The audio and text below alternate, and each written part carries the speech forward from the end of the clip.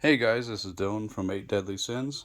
I'm going to talk to you about Psalmopoeus irminia, or the Venezuelan sun tiger, care and husbandry. This enclosure belongs to my female. This is an 8x8x12 Exoterra. This top came from CM.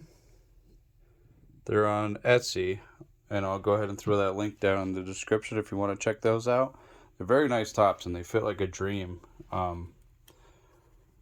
And they have the vents, which are nice, and they have a solid piece here, which also holds in humidity, which is super nice because this species loves humidity. Not swampy, but they love humidity. So let's go ahead and open this up. Here on the bottom, I have sheet moss. You can use any kind of moss you want. I tend to use sheet moss a lot because it looks nicer. It looks more naturalistic. However, sphagnum moss is something that I found that allows drainage more. Sometimes with the sheet moss, you tend to have to lift it up to get water to go down to the substrate, which is kind of a pain in the neck, but it looks nicer. As you can see, I keep the substrate damp here. And these are fake plants. I don't use real plants just because I don't have any luck with real plants. And it's also damp on this side. So let's turn this girl around.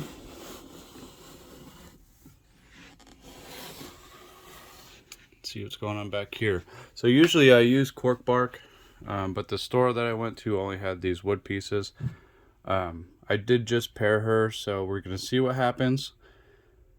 In the future, maybe I'll get some cork bark and, rehouse her with some cork bark in here because I don't really like these wood pieces. They're too big and bulky, but it works for right now.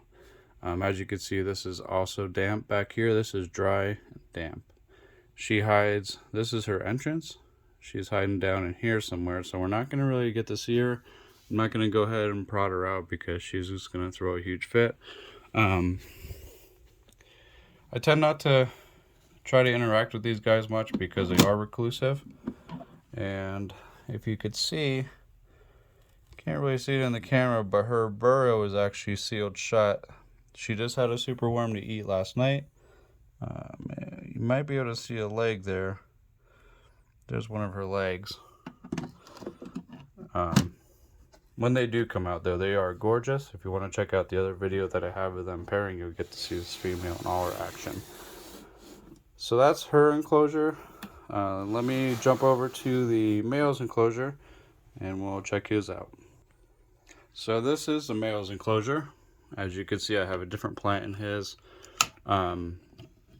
Same thing, same concept. I have sheet moss here, just a water dish. I use Powerade caps. They work great. He is down in here. You can see his legs. If you want to see him in his full action, you can go to the breeding video. I have like same thing, damp substrate. He used to hang out back here a lot. When we get back here, I can show you something. So this is where his old hangout was.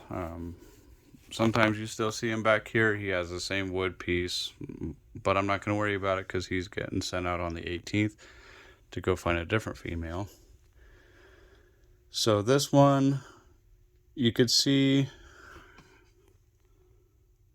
down in here, if I can get my camera to focus that string of web right there, that looks like it's torn up down inside there, is actually a sperm web. So when they leave a sperm web, they tear it up. That's a good telltale sign of a sperm web. They also poop on the side. Look, this one's got poop on the outside for some reason. I don't even know how he did that. The female likes to poop on her front glass. They are kind of a mess in that sense. Once a week I'll wipe down the glass because she'll just poop on the glass. And this is the same top. This is a CM tops. Great tops. Like I said, they hold in humidity. Awesome. They're very simple to take care of. A lot of people take care of them a little bit differently. I kept my slings damp, And I kept them in these superworm containers, and they work great. Just substrate, moss, a little piece of cork bark, a little place to hide. They work great. And then when they grew up, I put them in these. These are food storage containers. This is my rufulata. This is my regalis.